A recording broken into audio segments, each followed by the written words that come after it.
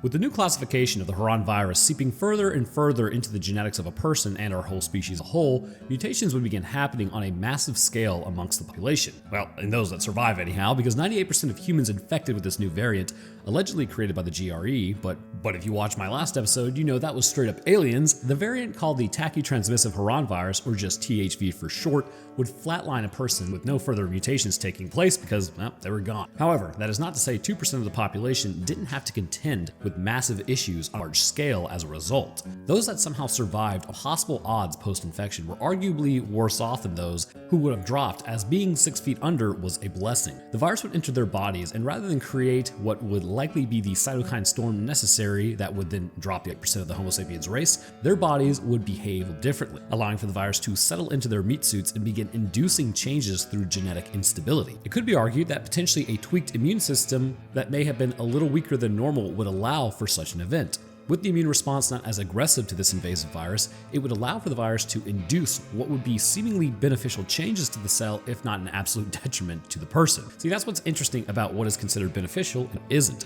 It really just comes down to, does this make the cell more viable in an environment? If yes, then it's beneficial. If no, then it's not. Consciousness need not be necessary to make something increase fitness. That's just your brain talking. Ignore that guy that thinks, oh, I need to be, around because otherwise it's not beneficial, because it is the most important organ according to itself. Anyhow, this infection would start standardly enough, but as the war inside the body raged for control of your entire system, it would ultimately be a fruitless endeavor for the body, but it would show the results of a hard-fought battle to clear this invader. So in today's episode, let's discuss the first early infection stage of the THV in Dying Light 2, known as the viral, how the brain is somewhat compensating for the infection, what makes them different in terms of thinking and movement, and what their physical presentation of symptoms suggests about their immunological war of attrition currently taking place in the human body. But first, this episode is sponsored by Opera GX. Break up with your boring browser and download Opera GX today by going to operagx.gg/Roanoke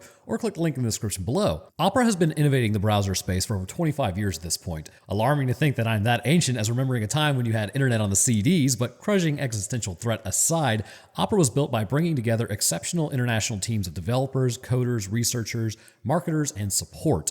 All of this has culminated in a browser that flows well, helps you keep up to date on what's happening across multiple sites through ease of use and hundreds of millions of other users. Opera adds a ton of customization that other browsers just don't have, such as mods. Mods can change entire layouts of browsers and give you a fresh new UI matching your feelings on the browser more effectively. For instance, I chose the Cyber mod, which makes it feel more futuristic, but you can choose many others like Game Boy, Lo-Fi, Cozy, and it's really just to name a few. Mods contain background music, keyboard sounds, make specific sounds when you close or open tabs, which is great. If you mess up and close a tab, you'll know it. Themes with dedicated wallpaper and coloring are also there, which is pretty sweet. Personally, I'm sticking with the Roanoke gaming mod like a GigaChad, where you can now download your own theme mod in store. Pictures change between light and dark mode, and you actually have a few Easter eggs in there from me because that's just who I am as a person. Along with that, when downloading Opera, you can import all your bookmarks, passwords, and cookies through one function, making it super easy to switch over. You can also manage your Twitch interactions and open up another browser on the side, allowing you to interact while looking elsewhere, taking multitasking to a whole new level with playing music in the sidebar at your leisure. And unlike other browsers that suck up all your RAM and CPU power, by utilizing GX Control, you enhance performance of your PC when gaming with the browser open to kind of get rid of lag while playing games and listening to music. So what's not to like? If this browser sounds like a browser for you, then by heading to operagx.gg/Roanoke or clicking the link in the description, you can download Opera GX today and start using an awesome customizable browser that you control the functionality of. So let me start off by saying first, if this sounds like it's echoey, I'm sorry. I'm in a completely empty house right now trying to record, and I have a computer and a microphone and 2 turntables. You're walking through the woods. Nobody is around you and your phone is dead. Out of the corner of your eye, you see him. A little shy. He's following you about 30 feet back. He breaks into a sprint. He's gaining on you as he sinks his split-faced teeth into your arm. Well, congratulations. You are now infected with the virus that has a 98% chance of dropping you to the ground where you will never get up again. And let's say even if you escaped, volatiles do tend to kind of eat those that they catch, so it's not looking great for the home team on any front. The tacky transmissive Harran virus, as a general refresher if you haven't seen my original video discussing the pathophysiology and creation of it, which you should definitely check out, is alleged to have been created by the GRE. Well, this version has been created, but there is evidence to suggest that the original Harran virus did not originate, nor is it considered a certified Earth classic. Hailing from space, this virus ended up here potentially due to a crashed ship located in the waters just outside of Harran. It is said that because this isn't waterborne or airborne, then it must have come from food. Judging by the fact that diseases regularly spread through food, and because we undercook them, because also I eat blue rare steak, it's not hard to figure out why this has happened. Upon crashing in the waters next to Harran, the local fish population very likely took a hit. Of course, it's a fish, so it's not exactly going to be running down people on land and biting them. We know one man was infected with the virus where he had a complete freak out in the trade district of Harran where he attacked several people. Being that it was a wild type variant, it was not adapted to the human body as well, and as a result, while infecting him was possible, it was difficult to jump to other people for several reasons.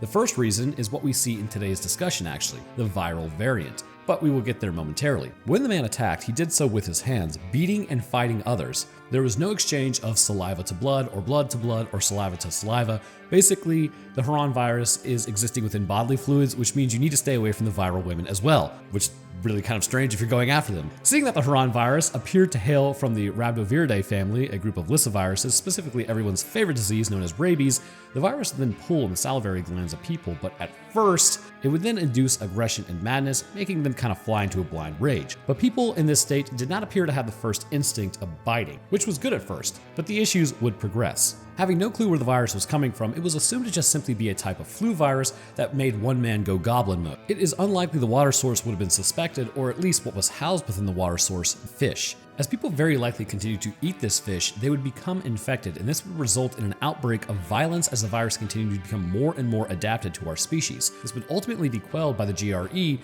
by creating a vaccine to the disease, much like how we have a rabies vaccine now. Likely very similar methods were used to create it. However, the GRE, being the giant nerds that they are, or allegedly are, would continue experimenting on the virus, where someone thought to themselves, we should adapt it to the human body more. Wouldn't that be hilarious? Which then they did. Thus, extinction hijinks ensued. 98% of humanity dropped. The infection would then start much like how other infections do, which made it really hard to identify what it was, with the standard immune responses in place. Stage 1 resulted in flu-like symptoms such as a severe coughing fit, respiratory congestion, profuse sweating, dilated pupils indicating neurological issues, fever, body aches, and chills. This is basically your adaptive immune system trying to come into play, but initially your innate immune system is going to be up to bat. Stage 2 would see a rise to 43 degrees Celsius or 109 degrees Fahrenheit in freedom units in body temperature, which would be literally denaturing protein in the body, leading to cellular death. This caused delirium and confusion in people as their skin would literally begin to form lesions due to it crossing.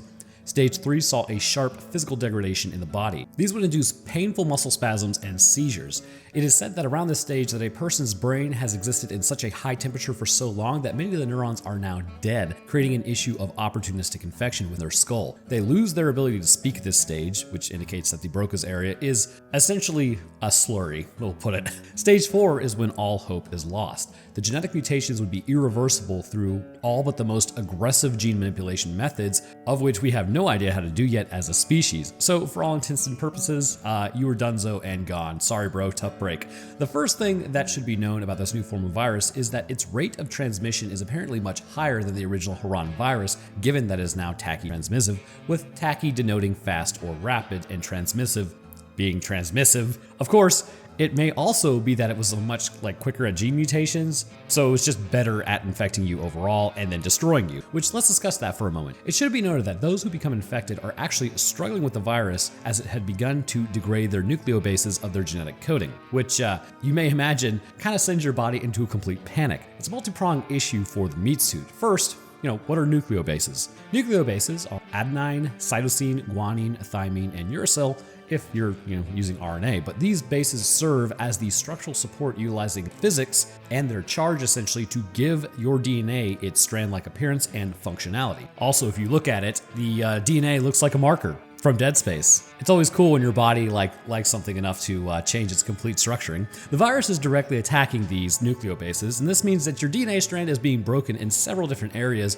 which means your genes are being broken. With your cell unsure of what to do, functionality begins to break down, and it's basically gone brain dead at this point, and it will either become a cancerous cell or will just undergo apoptosis, which is self-destruction. Now, your body wouldn't take this lying down. Your cell has a method of repairing double-strand breaks by two mechanisms. The first is non-homologous end joining, which means the two ends are combined, and the second one involves a DNA ligase to join overhanging pieces of DNA adjacent to the break and then fill the ends. Essentially, when this happens, it is not good in any capacity because mistakes can be made because, even having a 99.99% ability to kind of repair things, there's always that 0.01%. But now this is just the concept of double-strand breaks. The virus is clearly going to be attacking and then inducing point mutations all along the strand. So it's like your body's gonna have to repair a lot and it may not know what to with. This actually happens in cancerous cells sometimes where your body will go and be like, I think it's supposed to be this sequence, but it was not supposed to be that sequence. But it also can be assumed that this virus is entering its own genetic coding, thus hijacking the actual cell for the rest of its life. Which should be noted, this happens all the time actually. 8% of the human genome is thought to be ancient viruses at this point. Which, even more interestingly,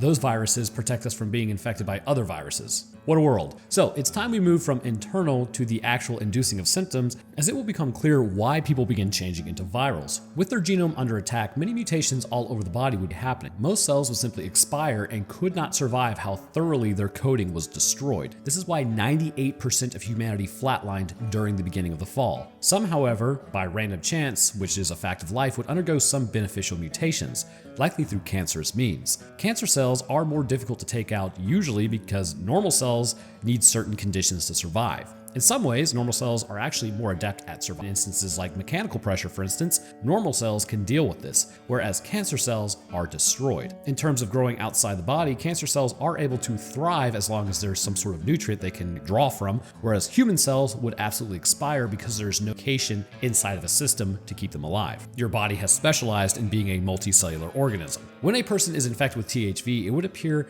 that not only are genes inserted by the virus, but the tumor suppression genes are also likely broken just by the fact that nucleobases are being attacked, allowing for unchecked cellular growth all over the body. And this is why we end up getting variants of infected, which I intend on covering, but first and foremost, it results in a newly infected person known as a viral. Virals still maintain some semblance of humanity buried deep within them. Having recently been exposed and reached a point where aggression has begun to build up, they still possess most of their body's resources that they had initially. Salts are similar, glucose levels are still relatively high, body fat has been maintained, and will continue to be used as a fuel source in the coming weeks as they then people. The body, for all intents and purposes, is still very much so a human body with a deeply broken genetic coding. This breaking of the DNA strands in critical areas has created a cascading effect that is clearly visible outside the body. Their clothes are still intact, but if you look, you can actually see that their skin, it's begun to grow all over their body to a cancerous level. The folds and darkening of the skin indicates that the dermal layers have begun to go completely out of control by their programming within. There's really nothing stopping them from just dividing and dividing and dividing and dividing. It has become thickened and wavy. On their hands, claws will start to form because the lacuna of the nails produces them faster as more of these cells are affected by the virus. As we look at their face, we see exposure is getting to them and their eyes have become jaundiced almost. This indicates internally many of the organs are probably at the point where they are barely operational, but again, it depends on how many days they've been infected to this point. When you are infected, the blood vessels of the retina become visible in your vision as you begin to turn. This inflammation in the bloodstream is very likely dependent upon cells being attacked and immediately screaming for help for macrophages. Upon doing so, all over your body, inflammatory chemicals are released almost everywhere at once. And if you ever want to know what inflammation is for, it's basically an area gets flooded with fluid so that cells can then move in, especially macrophages, and find what is causing infection. But this is also likely how many met their end due to anaphylactic shock when they stopped breathing, seeing as how fast the virus moves, it was too much for the body at once. So as the days continue, the viral will eventually progress into the shambling biter, but during their short time frame where they're still somewhat human, we could see some rather disturbing traits still existing within them. First, when attacked directly, some will try to shield themselves and plead not to be taken out before losing control of themselves once more. This indicates that to a degree the frontal lobe is still somewhat intact, alive, which also means they're probably feeling everything that you're hitting them. But upon stimulus of a non-infected being detected, they will then be totally compelled to attack. This is likely the amygdala overriding the failing frontal lobe due to the damage it has incurred and is still incurring. The fact that they can still talk indicates the broken area of the brain in the left hemisphere is still somewhat viable, but it's not It's basically losing function the longer it goes on. The brain damage begins to quickly build up in virals as eventually this trait is lost. Also during the attack, the virals will not choose to bite anyone. Instead, they will attack with their hands, hitting, punching, dodging, climbing, running. They can typically outmaneuver the standard person who is not ready for them as their movements become predictable, unlike biters. Remember, if you can dodge a wrench, you can dodge a viral. So this is a sign that the brain is still working, but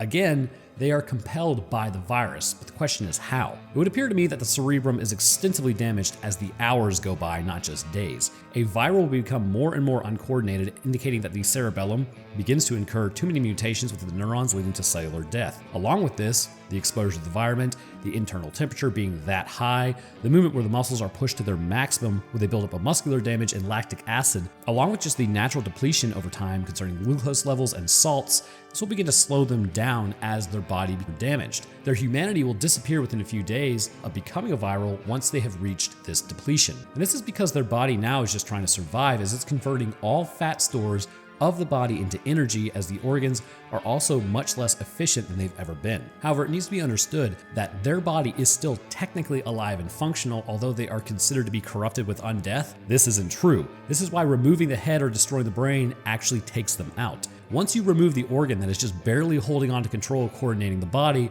will meet its end, indicating that this infection is just that, infection. It is not a supernatural death. Some of these changes would in fact seem rather strange if you do not know the context though. So getting a good look at the head of the viral, you can tell typically that if one is a viral versus a biter by how much hair they have left. Most biters are still they're totally bald due to the monumental strain on their bodies just to keep themselves alive. Whereas virals still will have some hair left, but it's definitely falling out. And if you look into their eyes, again, you can see a yellowing as the liver is probably failing around this point, but there almost appears to be a sort of bioluminescence to them, which this is actually rather interesting because did you know humans produce light? It just seemingly is 1,000 times less intense than our eyes can actually detect, so we can't see it. The virus would be seemingly causing these levels to increase, which in the eyes will show up as light. We also see this bioluminescence in other variants, but within the viral, it's just beginning to show up. So the question is how? Well, there are two possibilities. I'm not gonna lie to you. One of them is a little out there, and the other is probably a little more down to earth. It's based on chemicals. So let's go with the one that's just way out. That way I lose all credibility in this video. For a cell to emit a photon, this would mean that the DNA, and this is basically a hypothesis on why we would create bioluminescence. It's essentially a concept saying that DNA must be responding to an external energy field. Now, it should definitely be known that the universe in general just has a charge to it. There is an energy field pretty much everywhere. It's just kind of how it is. But this energy field is said to be exchanging information with your cells, seemingly producing a light. With humanity, our bodies constantly are sending and receiving signals from this field, and it means our bodies will produce this light. What is this field? Well, to be honest with you, it's hard to say. Some say it could be God. If you read the Bible, it talks about how humans produce light, or there's a light in us or something like that. You gotta ask yourself, how would people 2,000 years ago know that? But some say it could be the energy of the universe. But interestingly, you really have to ask yourself to what end and what purpose would there be an energy field to interact with our genetic coding concerning anything. So the other option is the kind of standard chemical reaction that is producing this actual bioluminescence, known as luciferin, which I know, what a name. The molecule, when coming into contact with oxygen, will produce light. And this means this virus would have to code for the production of this molecule in mass quantities, meaning it may have something to do with the viability of the cell itself. When coming into contact with the normal human metabolism, it then produces light that continues to grow more and more out of control with the other variants. Some pretty interesting stuff, more so because we know we are producing light. That's not the debated topic. The question is, why are we producing it? But that's more philosophical than anything concerning the virals. Their own production of clearly has something to do with the virus altered DNA in some way and interact with energy to release photons. Because they're producing light, they are releasing photons. Now, could it be potentially because of the increased activity of the nervous system due to an overhaul by the virus that is then allowing for energy to be interacted with in a genetic coding way? It's possible. Virals are a difficult case. They kind of exist within the borderlands of complete infection and newly infected. So as we know, the people in the city of Villador who are infected have to keep it like their actual infection in check with suppressants and UV light. UV light is also going to be the bane of rabies existence, which shows potentially a connection. Newly infected, if they are able to take a suppressant in time, can keep the virus at bay and in a dormant state as not to have like their genes completely affected. But once they have been out in the darkness too long, they will progress in viral. Once the viral stage is reached, it's already too late.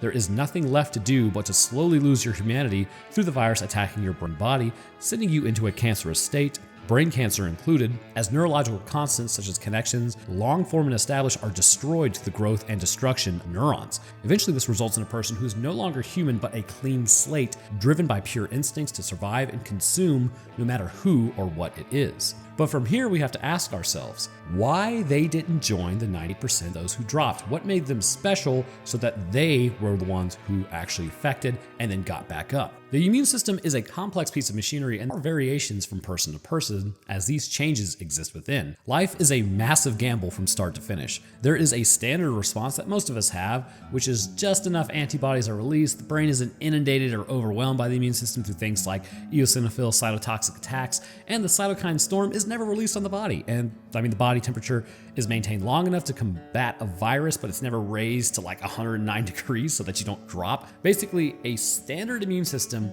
has been curated over quite a bit of time to deal with infections. Along with those, there's still outliers. Some people have a much stronger response to an infection, and actually this can result in more damage to the body. It usually does. Others may have a more tepid response, which in the past allowed for some of their ancestors to pass along those genes as it was viable at that time. For a person to progress to the infection stage, given all humans who are infected that drop progress, this says to me that a strong response just straight up ends you. A standard response straight up ends you. A weak response allows for the change as the body isn't completely and wholly destroyed in the process. This would account for like the 98% of humans dropping, like in the infection leading to the fall, they had the strong and standard response. Those with a weaker response to the virus had it ransack their bodies and genes, but their immune system either didn't do enough to combat it or didn't respond quick enough, or it just didn't damage the body in the fight.